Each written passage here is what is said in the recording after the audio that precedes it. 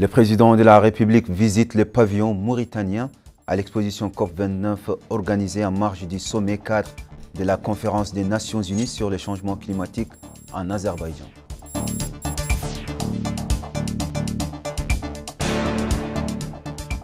Le Conseil des ministres s'est réuni au palais présidentiel à Nouakchott sous la présidence du président de la République.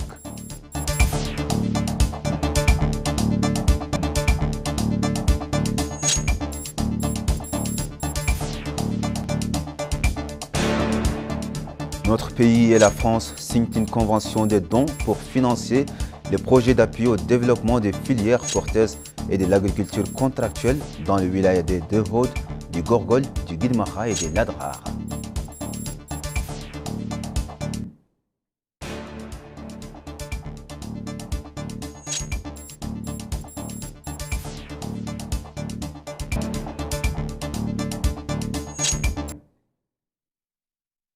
Mesdames et messieurs, bonsoir, bienvenue et merci de vous joindre à nous pour cette nouvelle édition. Le président de la République, président de l'Union africaine, Mohamed Ould Cheikh El Ghazouani, a regagné Nouakchott hier soir en provenance de Bakou, la capitale de l'Azerbaïdjan, après avoir participé à la 29e session de la conférence des parties des Nations Unies sur les changements climatiques COP29.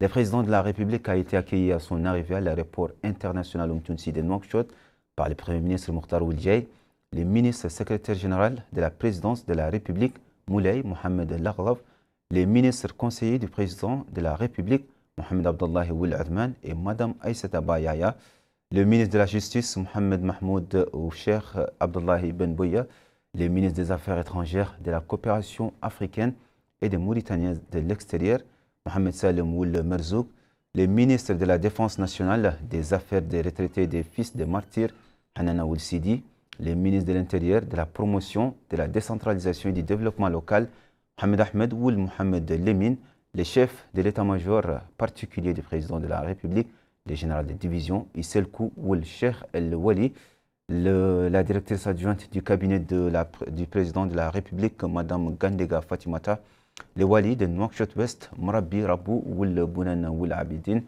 et la présidente de la région de Nouakchott, Madame Fatmetou Mint Abdel Melik.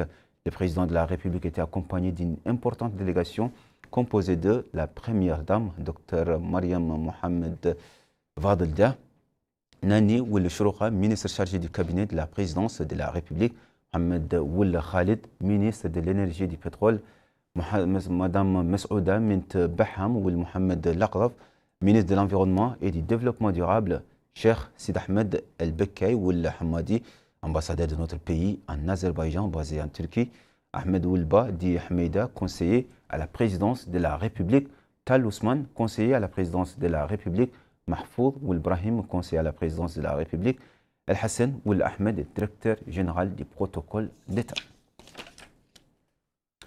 Il faut préciser que dans le cadre de sa participation au sommet de la Convention cadre des Nations Unies sur le changement climatique COP29, le président de la République, président de l'Union africaine, Mohamed Ould Cheikh El Ghazouani, avait visité hier matin le pavillon mauritanien de l'exposition de la COP29 à Bakou.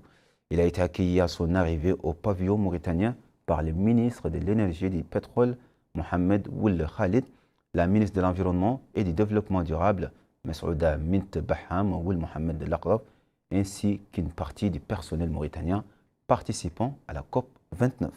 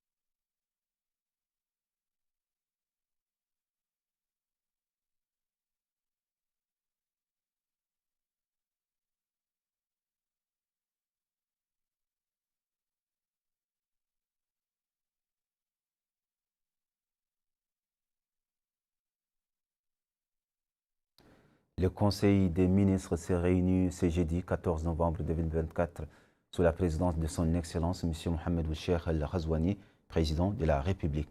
Le Conseil a examiné et approuvé les projets de loi portant un règlement définitif du budget de l'État pour 2023. Ces projets de loi des règlements visent à arrêter les résultats de la comptabilité budgétaire et de la comptabilité générale de l'exercice retenu, tout en apportant les ajustements des crédits nécessaires après consultation de la Cour des comptes sur la qualité et la sincérité des comptes, ainsi que sur la conformité du budget exécuté par rapport au budget voté, conformément à l'article 44 de la loi numéro 2018-039 du 9 octobre 2018, abrogeant et remplaçant la loi 78-011 du 19 janvier 1978, portant loi organique relative aux lois des finances. Le Conseil a examiné et adopté les projets de décret suivants.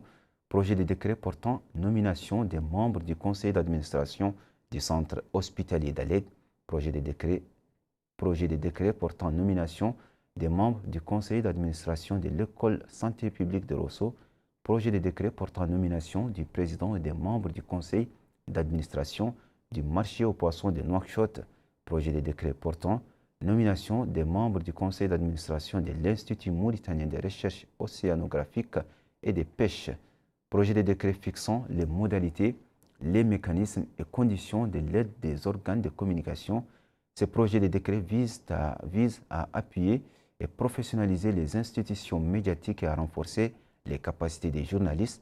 Il introduit des mesures nouvelles destinées à améliorer les critères de sélection des membres de la commission de gestion du fonds d'aide publique aux organes de communication et promouvoir leur appui afin de garantir leur professionnalisme, leur intégrité et leur responsabilité, tout en favorisant la présence des femmes parmi les membres. Il fixe également des mécanismes pour s'assurer que les bénéficiaires soient exclusivement des professionnels du journalisme. Projet de loi portant nomination des membres du conseil d'administration du parc national d'Aoulé-Gat. Le ministre des Affaires étrangères, de la coopération africaine et des Mauritaniens de l'extérieur a présenté une communication relative à la situation internationale. Le ministre de l'Intérieur, de la promotion de la décentralisation et du développement local a présenté une communication relative à la situation intérieure. Le ministre de l'Économie et des Finances a présenté une communication relative au programme prioritaire pour le développement de la ville de Nouakchott. Cette communication a pour objet de présenter au gouvernement le programme intégré d'urgence dénommé Programme prioritaire pour le développement de la ville de Nouakchott, élaboré sur instruction de son Excellence M. le Président de la République, Mohamed Cheikh El-Ghazouani, conformément à son programme électoral Mon ambition pour la patrie. Ce programme, dont la conception a fait l'objet d'un suivi quotidien de son Excellence M. le Président de la République, vient compléter les projets importants déjà réalisés ou en cours d'exécution et a pour objet de répondre aux besoins pressants des populations de Nouakchott en perspective de la duplication de la démarche aux autres wilayas de l'intérieur du pays. Ce programme, dont le budget global est estimé à 5,1 milliards MRU, comprend les composantes suivantes. La composante éducation qui prévoit les actions suivantes: la construction de 11 écoles fondamentales et 19 établissements secondaires complets, la réhabilitation et ou l'extension des 190 écoles fondamentales et 21 établissements secondaires existants et la construction des classes pilotes pour les préscolaires au niveau de certaines écoles fondamentales. La composition santé qui comporte les actions suivantes: la construction de 14 centres de santé, la réhabilitation de 9 centres de santé et la transformation de 9 postes de santé en centres de santé. La composante accès à l'eau potable et assainissement qui comporte 2 sous-composantes. La sous-composante eau potable qui prévoit la réhabilitation de la station de stockage et de pompage d'Elmina, le renforcement de la station de stockage et de pompage du campus universitaire, le renforcement de la station de stockage et de pompage de Ain Talh, la réhabilitation de la station de stockage et de pompage de Toujinine, la pose de nouvelles canalisations pour relier les stations afin d'améliorer la distribution de l'eau disponible et d'approvisionner les quartiers souffrant de pénurie d'eau. Sous-composante assainissement qui prévoit le renforcement de l'infrastructure d'assainissement pluvial par la mise en place de nouveaux réseaux au niveau des zones basses. le reblayage des axes routiers et des mares d'eau stagnantes. La composante accès à l'électricité et éclairage public prévoit les actions suivantes. La pose des 150 km de réseaux électriques basse tension, le remplacement des 40 km de liaisons défectueuses, l'installation des 6 nouveaux départs, l'acquisition des 4 postes de distribution mobile 15 kV et 33 kV sur 4 kV, l'installation des 36 postes de transformation. La composante voirie et désenclavement prévoit les actions suivantes. La construction de nouvelles routes bitumées dans l'ensemble des communes, 68 km. La construction d'une voie contournant la ville, 50 km. L'élargissement et le renforcement de la route de l'aéroport sur 17 km. La composante jeunesse et sport prévoit les actions suivantes. La construction et l'équipement du stade d'Elmina avec tribune amovible et extensible, la réhabilitation et l'équipement du stade de Cheikha avec tribune amovible et extensible, la construction d'une piscine semi-olympique de 1000 places, la construction d'une salle polyvalente de 400 places.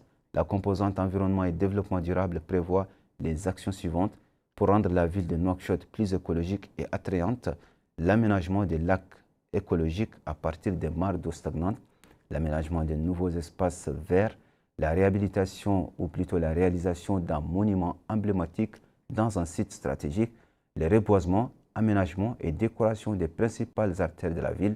La composante engagement communautaire prévoit le lancement d'un plan événementiel structuré qui comprendra des activités culturelles, des compétitions, des campagnes de propriété et de reboisement, des événements sportifs.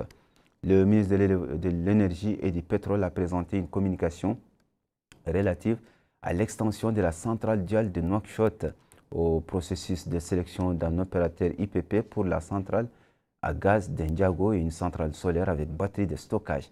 Cette communication fait ressortir l'insuffisance à court terme des moyens de production constatés à travers le plan directeur de production-transport élaboré en 2022 et qui ne permet pas de satisfaire la demande en période de pointe dès 2023. Et c'est là jusqu'à la mise en service d'une nouvelle centrale thermique. Il est donc nécessaire de faire appel en urgence à des moyens de production supplémentaires.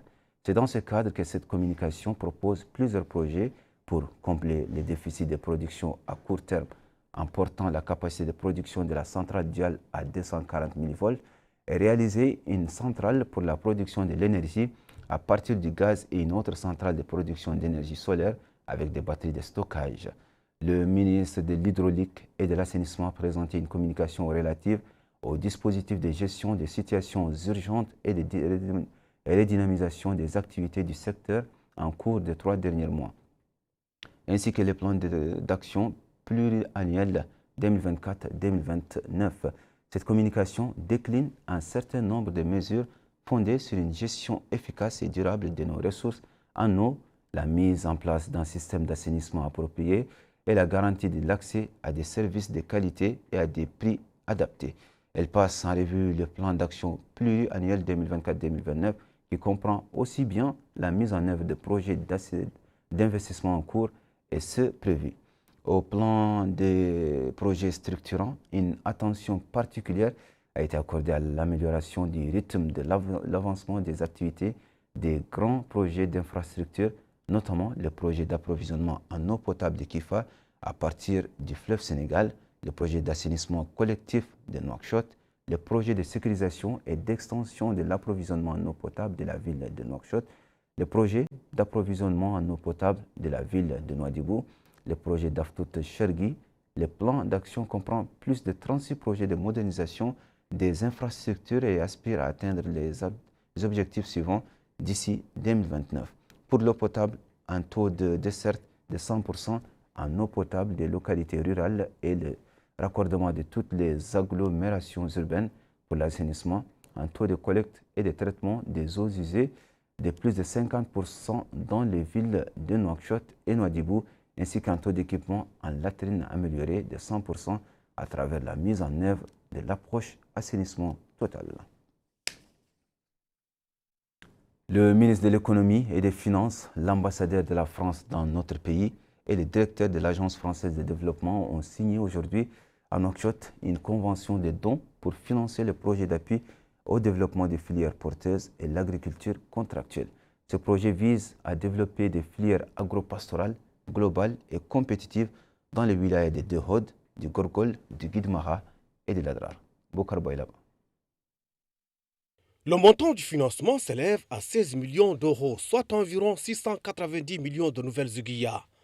Un financement qui vise à contribuer à la structuration des filières agropastorales globales compétitives porteuses d'opportunités d'emploi dans l'agriculture, dans les wilayas du Gorgol, Guidimaha, Adrar et la production laitière dans les Dehod. Pour le ministre de l'économie et des finances, Ahmed El-Bou, la Mauritanie œuvre à favoriser la mise en place de programmes intégrés entre l'agriculture et l'élevage, tout en les liant à l'économie moderne, conscient du rôle que joue l'agriculture et le développement animal, pouvant contribuer au progrès des zones rurales. Et il a précisé que ce projet dépend de 3 outils d'intervention visant à améliorer la productivité, la compétitivité et l'environnement institutionnel. Il repose également sur des composantes à travers lesquelles les infrastructures seront réhabilitées, les équipements et unités de stockage fournis, le montage ou le conditionnement des centres seront créés. Ainsi, ce financement réaffirme l'engagement de la France à soutenir les politiques mauritaniennes visant à assurer la sécurité alimentaire et créer des richesses à travers le développement de l'agropastoralisme. La signature de ce jour confirme en effet la place centrale du développement agricole et pastoral dans la coopération entre la Mauritanie et la France. L'ambition du projet est de promouvoir le développement des 2 filières identifiées par un soutien aux services d'appui, conseil et à la commercialisation des produits des filières maraîchères et laitières, qui constituent des leviers importants pour le développement économique et social dans ce pays où l'agriculture et l'élevage emploient plus de 60% de la population. C'est dans ce cadre qu'intervient ce financement qui nous rassemble aujourd'hui pour un montant de 16 millions d'euros. Ce projet permettra en effet de soutenir la structuration des filières maraîchères et lait, rendues plus compétitives, plus inclusives et créatrices d'emplois dans les wilayas du Gorgol, du Guidimara, de l'Adrar et de Dehod. Pour conclure, permettez-moi, Monsieur le ministre de l'Économie et des Finances, de réitérer l'engagement de la France à soutenir les priorités de développement de la République islamique de Mauritanie. A noter que ce projet bénéficiera à plus de 6 000 agriculteurs, 120 producteurs laitiers, 475 producteurs de fourrage et 100 jeunes travaillant dans l'agropastoralisme. Le ministre de l'Habitat, de l'Urbanisme et de l'Aménagement du territoire a supervisé ce matin à Nouakchott l'ouverture d'un forum technique pour le lancement de l'élaboration des schémas directeurs d'aménagement de l'urbanisme au profit des 10 villes de l'intérieur, notamment Nouadhibou, Attar, Zouerat, Kaidi, Selibabi, Kifa, Guérou, Ayoun et Nema. Ce plan directeur contribuera à améliorer les conditions économiques et sociales des villes bénéficiaires. Bokar Baïlaba. L'objectif de l'atelier est de sensibiliser les parties prenantes sur la nature des schémas directeurs, de ses modalités de réalisation et ses rapports avec les autres instruments d'aménagement urbain. L'objectif est aussi d'informer le public et préparer les acteurs opérationnels au sein des institutions administratives et municipales, locales, régionales et nationales au processus administratif et technique d'élaboration des schémas directeurs d'aménagement et d'urbanisme. Ces 2 secteurs constituent une des priorités de son Excellence Monsieur le Président de la République, Mohamed Ould Cheikh Al Ghazouani, et occupent une place prépondérante dans son programme Mon ambition pour la patrie. Sous l'impulsion éclairée du Premier ministre M. Makhtar Ould Ndiaye, notre département s'attelle d'assurer et de suivre le développement de nos centres urbains pour répondre à l'aspiration des citoyens à vivre dans un cadre répondant aux normes d'urbanisme et de construction. La réalisation de ce défi passe obligatoirement par la mise en place des règles et des structures capables d'accompagner et maîtriser l'expansion horizontale de nos centres urbains et obtenir ainsi un aménagement de l'espace conforme aux objectifs d'aménagement des collectivités publiques et de construction viables. S'exprimant à cette occasion, le vice-président de l'Association des maires de Mauritanie, Ahmed Ali, a souligné que toutes les communes sont mobilisées pour accompagner les politiques de modernisation, de développement et d'organisation du système de services locaux. À leur tour, le directeur du développement, de la planification et de la réglementation Malik Fall et le coordinateur du projet d'appui à la décentralisation et développement des villes productives modernes, Boussef Sid Ahmed, ont souligné que les schémas directeurs d'aménagement et d'urbanisme, une fois finalisés et approuvés, serviront de fondement pour le développement urbain. Ainsi, la Banque mondiale a exprimé sa fierté de soutenir les efforts du gouvernement en matière de planification urbaine à travers 10 villes clés du pays. Les villes, plus que jamais, sont des moteurs d'abord de croissance et nous devons travailler à soutenir et à entretenir ce moteur pour tirer le meilleur de cela. En effet, dans les villes mauritaniennes comme dans beaucoup d'autres villes, nous avons un tissu économique et social assez vibrant que nous devons accompagner. Et c'est heureux que le projet Moudoun, financé par la Banque mondiale à hauteur de 91 millions de dollars, offre l'occasion de renforcer l'offre de services au milieu urbain, couvrant des domaines aussi divers que la mobilité urbaine, la gestion des déchets, le développement économique local et l'alimentation électrique. Pour rappel, les schémas directeurs d'aménagement et d'urbanisme concernent plusieurs villes. Nouadhibou, Attar, Zouerat, Kaïdi, Selibabi, Kifa, Guérou, Ayoun, Nema, ainsi que le camp de réfugiés de Merra. Le ministre de la Culture, des Arts, de la Communication et des Relations avec le Parlement, porte-parole du gouvernement El Hussein Ouelmedou, a supervisé hier soir à Nouakchott la cérémonie d'ouverture de la première édition du projet Ibdat Innovation, ouvert par le ministre de la Culture, des Arts, de la Communication et des Relations avec le Parlement. Maïmouna Lou. Ce projet vise à promouvoir les valeurs de l'art et de la créativité dans le tissu de notre société, à consolider le rôle de la culture qui constitue un pilier essentiel dans le développement du pays à l'appui des nouvelles orientations et à donner aux créateurs l'opportunité de s'exprimer et de faire valoir leur créativité. Cette cérémonie d'ouverture de la première édition du projet Ibdaat est présidée par le ministre de la Culture, des Arts, de la Communication et des Relations avec le Parlement, Hussein Ouelmedou. Dans une allocution prononcée à cette occasion, il a déclaré que les arts et la culture constituent un élément essentiel de l'identité nationale, d'où la nouvelle approche officielle lancée par le président de la République, son Excellence M. Mohamed Ould Cheikh Al Ghazouani, qui confirme sa profonde conviction du rôle des arts dans l'édification d'une société harmonieuse et diversifiée. Le ministre a ajouté que cette volonté politique s'est traduite par des décisions importantes, notamment la création du prix du président de la République pour les arts, qui est devenu un stimulant essentiel pour les artistes et les créateurs, les encourageant à innover et à apporter des contributions plus distinctives, la création de l'Institut national des beaux-arts qui constitue un pas qualificatif vers la formation d'une nouvelle génération de jeunes créateurs et les qualifie pour apporter les contributions artistiques qui répondent aux aspirations et aux ambitions de notre société.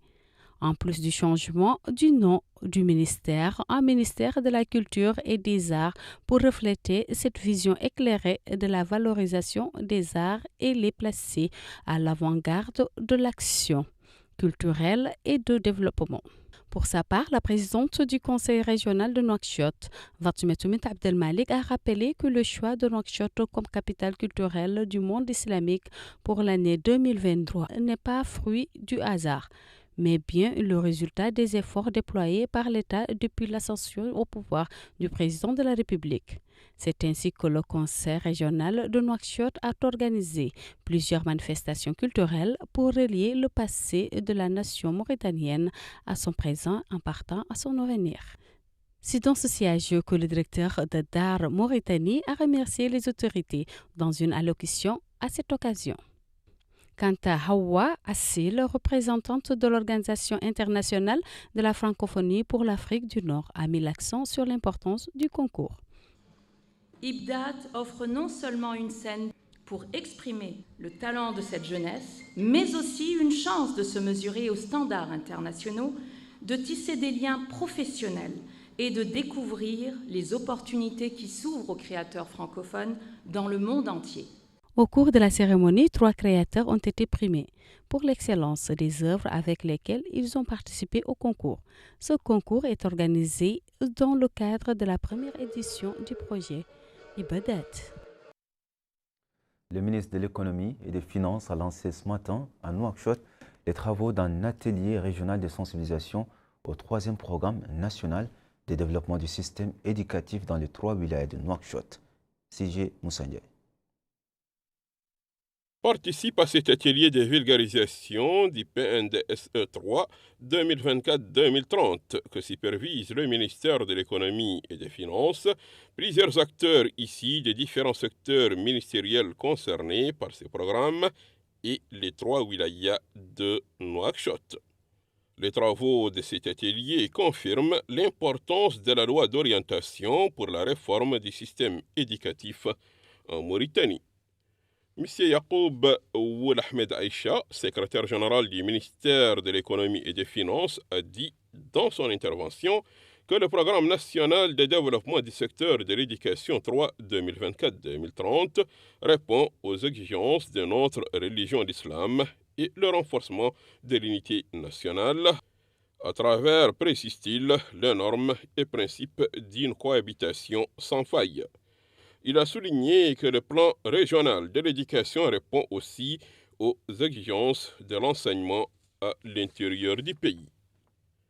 L'organisation de cet atelier est l'une des étapes importantes pour atteindre les objectifs du gouvernement mauritanien en collaboration avec ses partenaires techniques et financiers, notamment UNICEF. Cet atelier, parmi d'autres ateliers régionaux qui sont déjà en cours, représente une étape cruciale pour instaurer une planification concertée du secteur de l'éducation, alignée aux besoins spécifiques de chacune des régions, et traduisant ainsi la volonté des autorités nationales de renforcer les capacités locales, d'accroître la prise de décision à l'échelle régionale. Mesdames et messieurs, la régionalisation du PNDSE 3 se veut une réponse structurée et proactive aux défis complexes qui caractérisent le système de l'éducation en Mauritanie. Ce processus vise non seulement à encourager l'appropriation locale de la planification sectorielle, mais aussi fournir des données régionales précises pour mieux cibler les investissements et les interventions en tenant compte des disparités géographiques et socio-économiques. Au programme de cet atelier de vulgarisation du PNDSE 3 2024-2030 de 2 jours, qui se tient à Nouakchott, on note plusieurs exposés sur le programme national de développement du secteur de l'éducation et son impact sur l'éducation à l'intérieur du pays. Le wali de Nouakchott Nord, Mme Tfaïla Mint Mohameden, a présidé ce matin une réunion de sensibilisation sur les projets de développement et de modernisation de la ville de Nouakchott. Ce projet permettra de développer les services d'éducation, de santé, de voirie et d'infrastructures dans les Moukata de la capitale. Et c'est un compte rendu de Bokar Baïlaba. La rencontre a pour objectif de discuter de la nouvelle approche adoptée par le gouvernement dans le cadre de la modernisation de la ville de Nouakchott. Et à cette occasion, la wali de Nouakchott Nord, Mme Tfaïla Mint Mohameden, a déclaré que la nouvelle approche de développement pour moderniser la ville de Nouakchott inclura plusieurs domaines, santé, éducation, eau, électricité, entre autres. S'agissant de la Moukata de Toujénine, elle a indiqué que 3 postes d'éclairage public et d'éclairage routier seront construits, en plus d'assurer l'accès aux services de base pour suivre le rythme de la croissance démographique. À son tour, le maire de la commune de Toujénine, Ahmed Saleh Moulvilali, a souligné l'importance de ce projet de modernisation de la ville de Nouakchott et ses répercussions positives sur les habitants de la Moukata de Toujénine. La rencontre a permis de dresser les infrastructures de base dans la Moukata de Toujénine, dans les domaines de l'éducation, eau, santé, voirie urbaine, entre autres. L'Académie diplomatique de Nouakchott a organisé aujourd'hui, en coopération avec l'ambassade du Japon dans notre pays, un forum conjoint pour renforcer les échanges culturels entre notre pays et le Japon. Ce forum représente un aspect de la coopération entre les deux pays amis. C'est un compte rendu de Moussa Ndiaye. Organisé par l'Académie diplomatique de Mauritanie en partenariat avec l'ambassade du Japon à Nouakchott, ces colloques sur la diplomatie publique et culturelle visent à faire de la communication extérieure de la Mauritanie une diplomatie et échange culturels. Cet événement qui nous réunit aujourd'hui s'inscrit dans le cadre des activités de diplomatie publique de notre Académie. Le choix du Japon en tant que co-organisateur témoigne si besoin est de l'importance et de la place prépondérante que nous accordons aux relations entre nos deux pays. La diversité des domaines de coopération traduit leur vitalité et leur solidité. En effet, ceci couvre des aspects divers tels que le politique, l'économique, le culturel et bien d'autres. Un événement de cette nature permettra non seulement de consolider ces relations, mais aussi et surtout de les raffermir. Je suis persuadé que ce colloque, dont le thème est diplomatie publique et dialogue interculturel, contribuera, à n'en pas douter, au renforcement des liens d'amitié et de fraternité entre nos deux pays. Cette activité s'inscrit dans le cadre du programme de la diplomatie de l'Académie en collaboration avec ses partenaires pour célébrer le progrès remarquable qu'a connu la diplomatie mauritanienne durant les dernières années, a précisé M.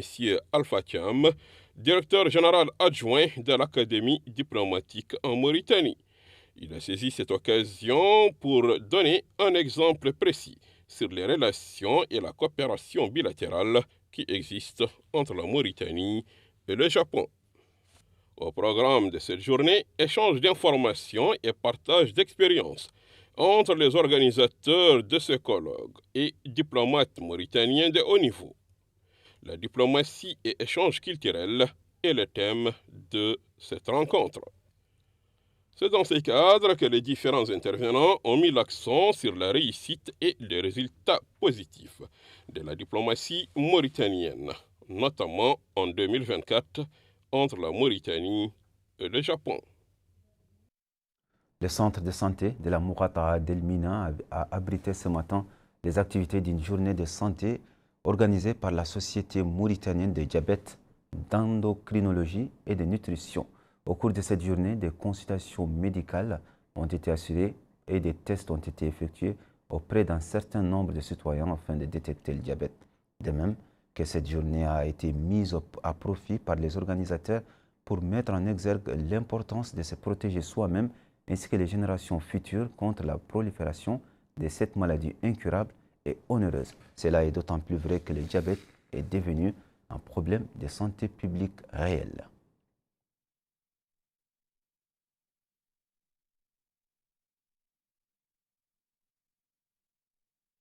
L'Union des littéraires et écrivains mauritaniens a organisé un colloque littéraire à son siège pour dédicacer le recueil Dessins sur sable du Dr Othman Bouna Oumarli. L'auteur du recueil a expliqué l'importance d'organiser ce type d'activité littéraire et culturelle comme étant un aspect du traitement critique d'un certain nombre de publications qui ont contribué à la renaissance de la scène culturelle et littéraire nationale.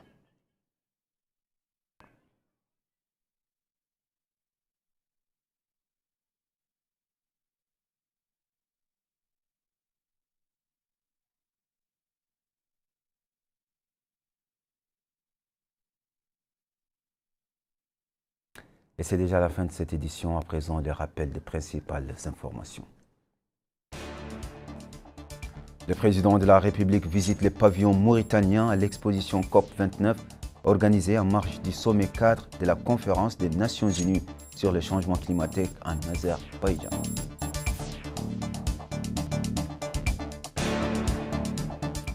Le Conseil des ministres s'est réuni au palais présidentiel à Nouakchott sous la présidence du président de la République.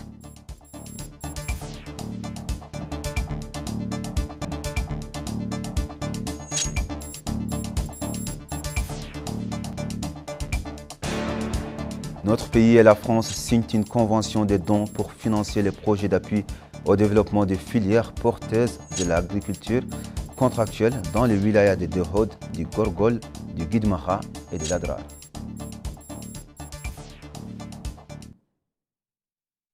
Mesdames, Mesdemoiselles, Messieurs, merci d'avoir suivi cette édition. Merci de votre fidélité et restez avec nous pour la suite de vos programmes sur El Mauritanien. Et bonne soirée.